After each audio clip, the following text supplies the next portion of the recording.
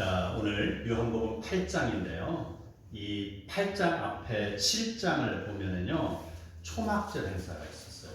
그래서 초막절 그 행사가 끝난 후에 예수님께서는 누구든지 목마르거든 다 내게로 와서 마시라 라고 이야기함으로 인해서 초막절이 바로 그리스도 안에서 성취되었음을 선포하고 계시는 내용입니다. 자, 이러한 복된 내용을 받아들이지 않는 자들이 많지 않았습니다. 받아들이는 자들이 많지 않았습니다. 그리고 도리어 그곳에 참석했던 유대인들은요, 예수님의 그런 복된 말씀은 귀담아 듣지 아니하고 오히려 예수님에게 적대적인 마음을 품고 죽이려 들고 있는 것입니다. 그 주축되는 세력이 바로 서기관과 바리새인들. 그들은 끊임없이 예수를 죽이려는 음모를 꾸미고 있지만 바로 예수님은 생명의 주인이시오, 또 예수님의 정체성은 은혜와 진리라는 것. 그래서 우리가 영과 진리로 예배드리라고 했죠. 바로 예수님이 바로 진리이시기 때문에 그렇죠. 자, 그런 진리이신 예수님, 자, 그 예수님의 그런 존재는 사랑으로 드러나는데, 우리는 요한복음 1장 7절에 보면은 율법은 모세로 말미암아 주어진 것이요 은혜와 진리는 예수 그리스도로 말미암아 온 것이다 라고 명시하고 있습니다. 그래서 율법과 예수 그리스도와는 차이가 나는 것이죠. 율법은 모세가 준 것, 그러나 그거는 완전하지 못한 것. 그러나 예수님께서는 그 율법을 완성하기 위해서 이 땅에 오신 분, 그래서 은혜와 진리의 예수 그리스도가 되는 것입니다. 인간은요, 죄로 말미암아서 사단의 종노릇을 하며 하나님과 단절된 상태에 이르렀습니다.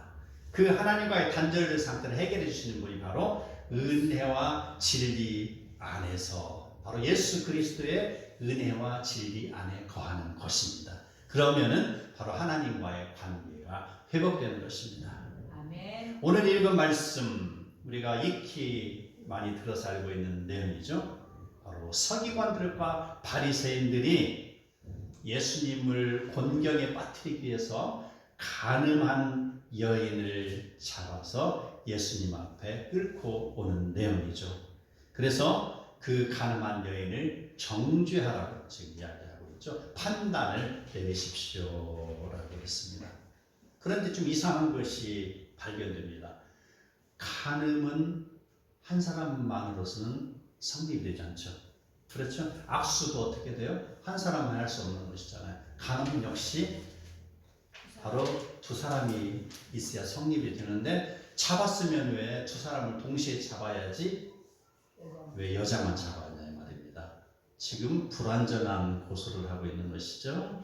바로 그 공범을 잡아오지 않은 것은 바로 그 공범을 매수를 해서 그 여인을 끌어들이는 것이다.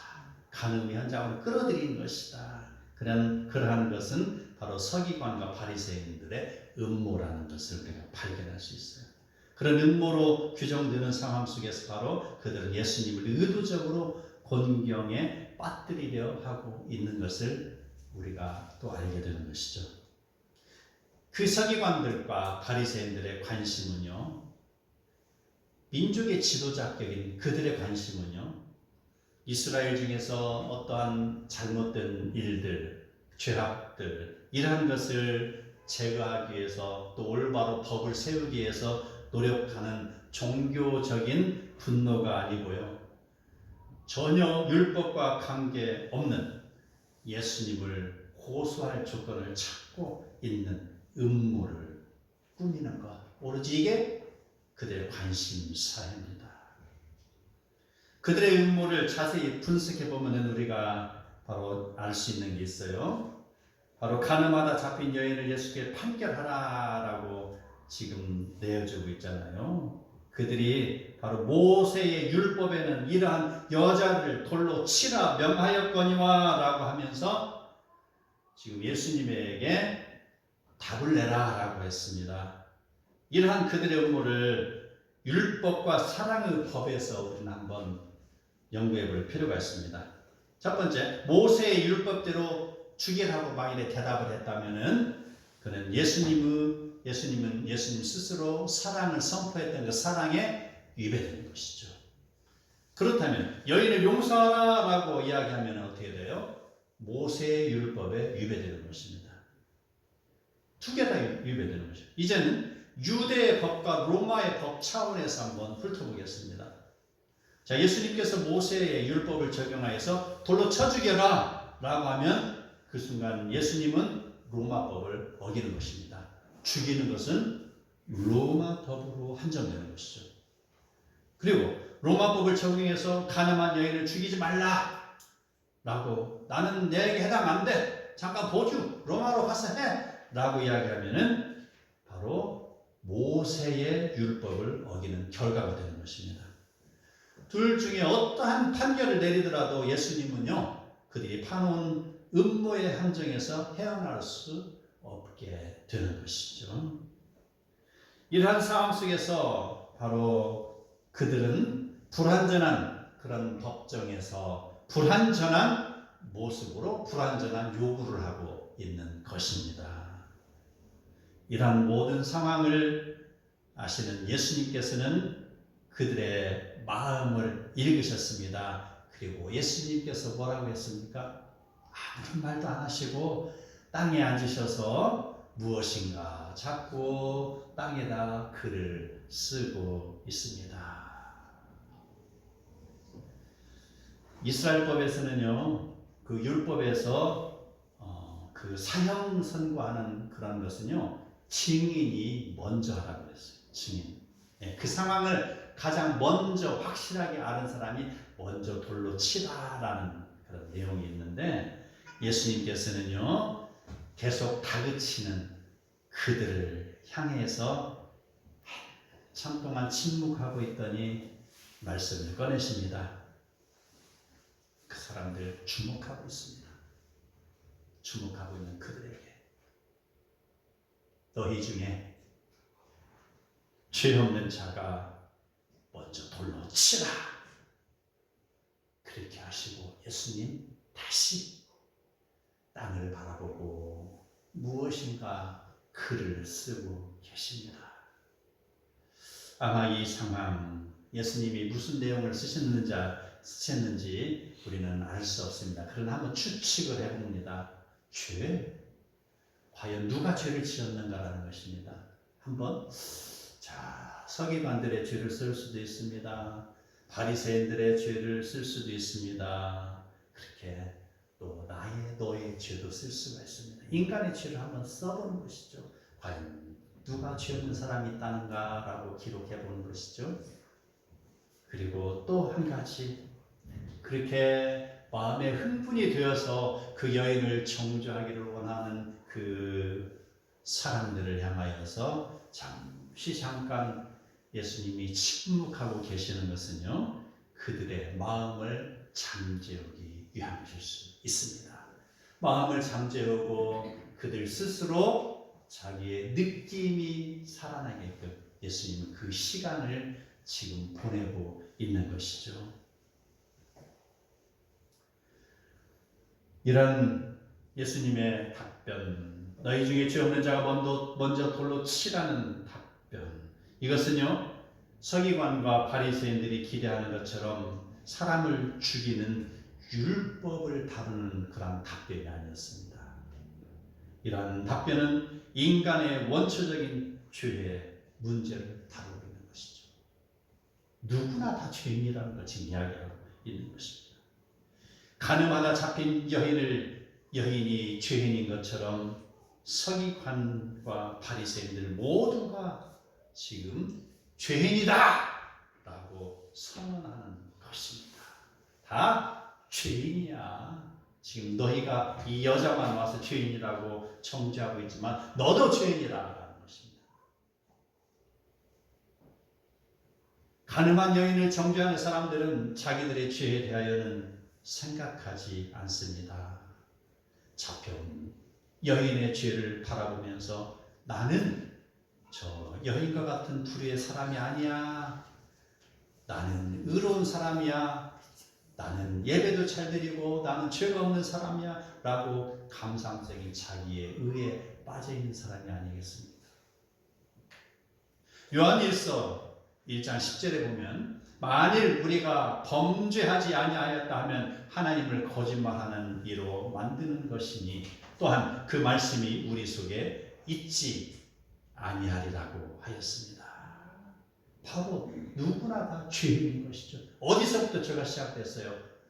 에덴 동산에부터 시작된 것입니다. 인류의 조상인 아담과 하와에서부터 죄가 시작된 것입니다. 우리 본성을 보자고요. 자유의지를 주어서 기경하고 다스리며 잘 살으라고 했음에도 불구하고 그 자유의지가 끊임없이 보이지 아니하는 하나님을 멀리 떠나는 것들, 그래서 눈에 보이는 세상으로 향하고 죄의 범벅된 모습들, 이게 죄가 아니냐 이 말입니다. 아멘.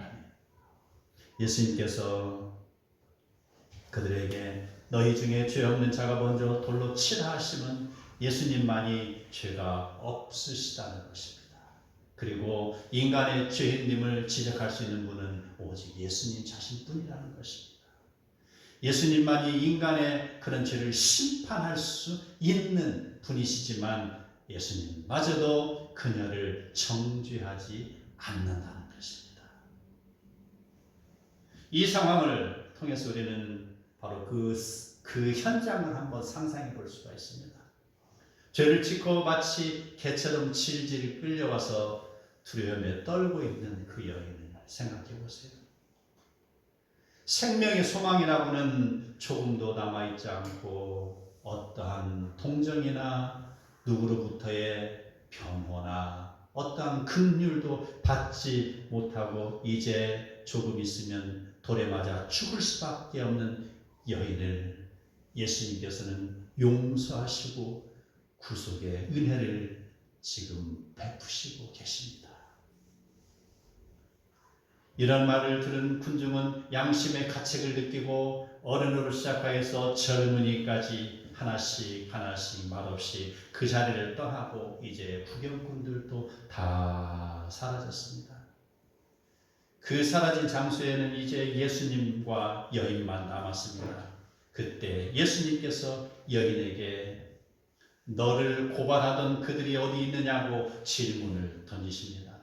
여인을 믿기로 하여 예수를 잡으려 하였던 그들은 어디에 갔냐라고 지금 묻고 있습니다. 예수님을 죽이려 하였던 그들의 사악한 마음은 여인의 가늠죄나 별반 차이가 없는 나쁜 모습인 것이죠. 50부 100부라는 거에 다 죄인이라는 것이죠. 그들 모두가. 예수님께서는 그들이나 여인에게나 아무런 어느 쪽에도 판결을 내리지 아니하셨습니다. 그리고 모두가 죄인이라고 판결을 내리신 것입니다. 그 후에 예수님께서 다시 말씀하십니다. 너를 정죄한 자가 없느냐라고 말입니다. 자, 이 말씀 바로 그 여인에게 죄가 없다는 뜻이 아닙니다. 역시 죄인이라는 것이 그 여인. 그러나 이 말은 모두의 죄를 지금 깨우치고 있는 거예요. 모두의 죄성을 이야기하고 있는 것입니다. 예수님께서는 고소한 자들의 답변을 오랫동안 기다렸습니다. 그러나 정적만 흐르는 그곳에 바로 어느 누구도 여인을 처벌하지 못하고 다 떠난 것이 아니겠습니까? 여인을 정죄하는 자가 없었다는 것은요, 바로 모든 사람이 죄를 범하였음에 하나님의 영광에 이르지 못하더니라는 로마서 3장 24절의 말씀에 대한 반영이 되는 것입니다.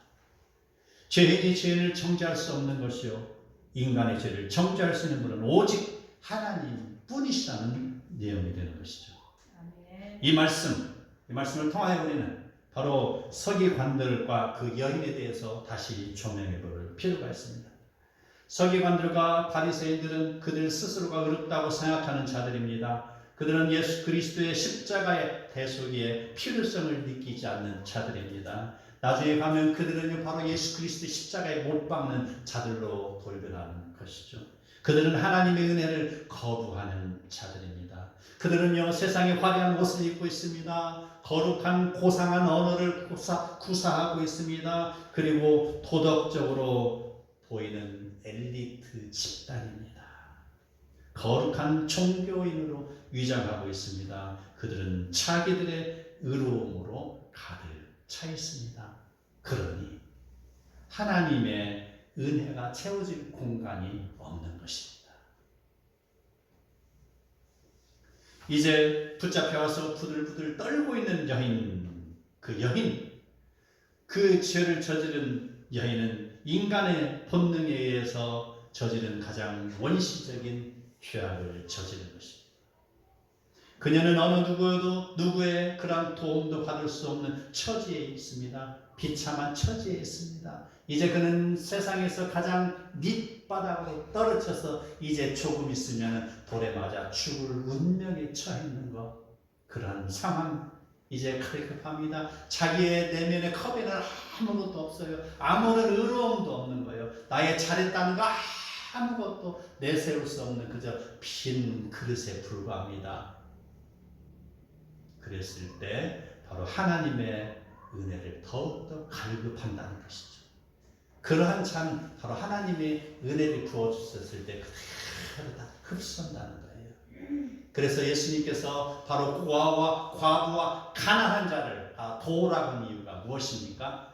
부자나 가난한 자나 잘난 자나 못난 자나 많이 배운 자나 적게 배운 자 무엇하고 예수님께서 물론 오셨지만, 그러나 그 구원의 복된 소식을 가장 많이 내가 흡수하고 따른 자가 누구이겠냐 이 말입니다.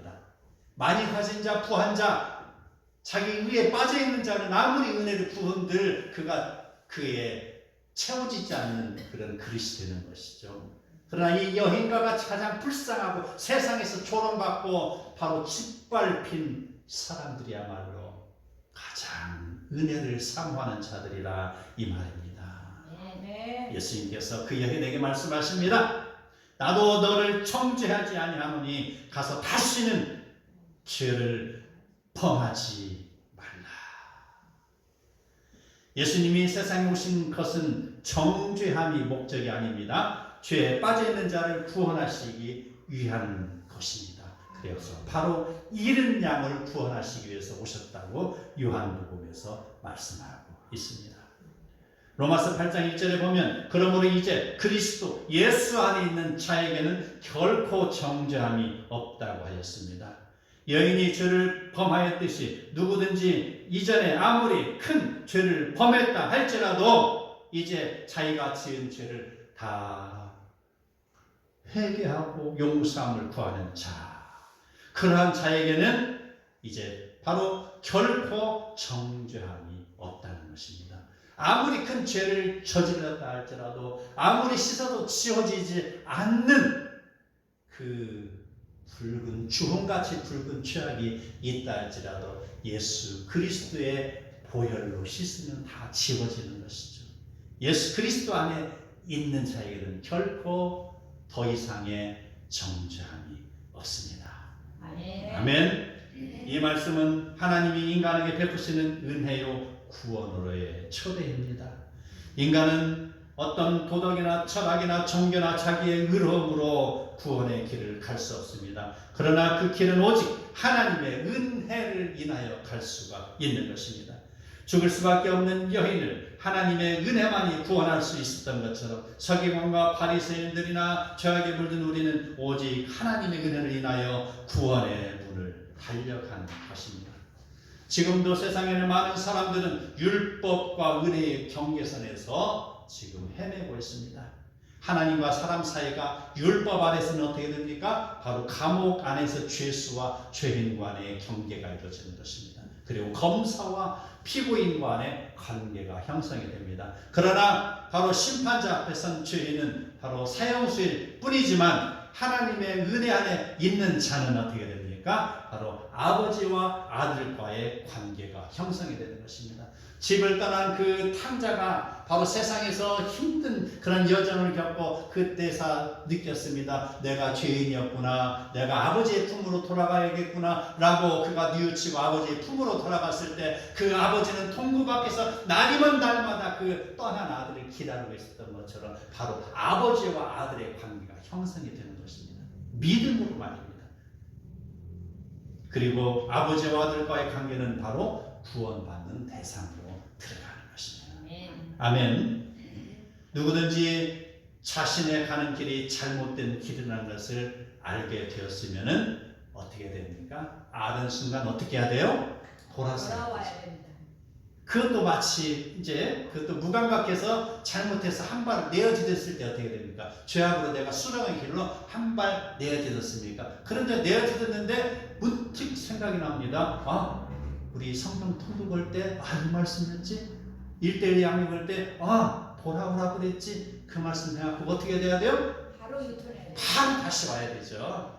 예. 이게 바로 지혜로운 성도의 삶인 것이죠. 우리는 언제든지 죄악에 노출이 되어 있습니다. 내가 의식적이든 무의식적이든지 간에 내가 죄를 지을 수 있다는 것이에요. 그러나 그 죄를 짓는 순간 내가 깨달으면 이거 죄다라고 생각이 들 때에는 말입니다. 바로 돌아서야 되는 것이죠.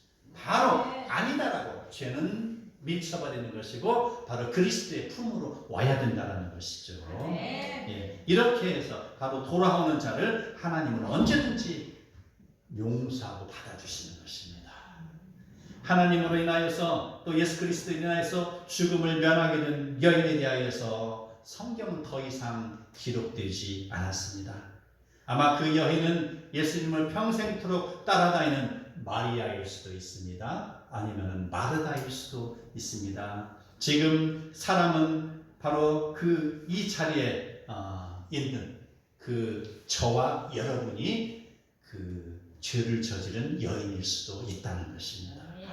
예수님이 우리를 용서해 주신 이유는 과거의 죄악에 물든 삶을 끊고 단절하라는 것입니다. 이제는 예수 그리스도의 제자로서의 삶을 살으라는 것입니다.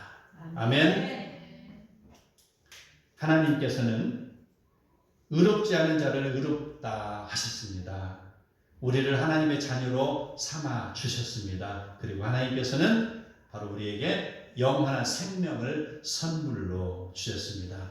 그러므로 사랑하는 성도 여러분, 오늘을 살아가는 사랑하는 성도 여러분, 또 내일을 또 세상 속에서 살아가야 될 성도 여러분, 우리는 말씀 앞에서 우리 자신을 항상 되돌아봐야 할 것입니다. 아멘. 서기관이나 바리새인들이나 그 광경을 구경하고 있는 사람들이나 저나 여러분이나 우리 모두가 예수님을 만남으로 인해서 새 생명을 얻기를 소망합니다. 아멘. 그리고 하나님께서 펼쳐주시는 은혜로의 초대에 응함으로 우리는 모두가 구원에 이르기를 축복합니다. 아멘.